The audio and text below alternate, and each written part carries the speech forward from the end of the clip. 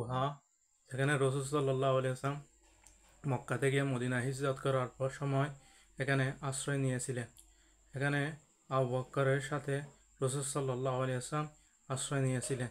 সেই ঘটনাটি হলো, যখন রাসূল সাল্লাল্লাহু আলাইহি ওয়াসাল্লাম মক্কা শরীফে ইসলাম প্রচার করেন, তখন কাফেররা অবাধ্য হয়ে রাসূল সাল্লাল্লাহু আলাইহি ওয়াসাল্লামকে অত্যাচার নির্যাতন করতে থাকে। এমনকি রাসূল সাল্লাল্লাহু আলাইহি ওয়াসাল্লামের মাথার উপর যখন সিজদাতে যান, তখন নাড়ি বুড়ি, গরুর নাড়ি বুড়ি, প্রাণীর নাড়ি বুড়ি দিয়ে চেপে ধরেন।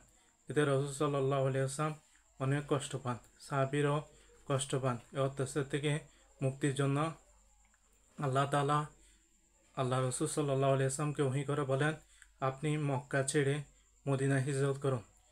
এই মদিনা হিজরতের সময় রাসূল সাল্লাল্লাহু আলাইহি ওয়াসাল্লাম এখানে আশ্রয় নিয়েছিলেন। এই সময় আবু বকর রাদিয়াল্লাহু তাআলা আনহু কাফেরদেরকে দেখতে আসতে দেখে বললেন, কাফেররা আসতেছে। রাসূল সাল্লাল্লাহু আলাইহি ওয়াসাল্লাম বলেছেন, আমাদের সাথে আমরা শুধু একা নয়, আমাদের সাথে আল্লাহ রয়েছেন, আমরা তিনজন। এতে যখন কাফেররা এই পাহাড়ের কাছাকাছি চলে আসলো, তখন দেখলো পাহাড়ের মধ্যে মাকড়সার জাল রয়েছে।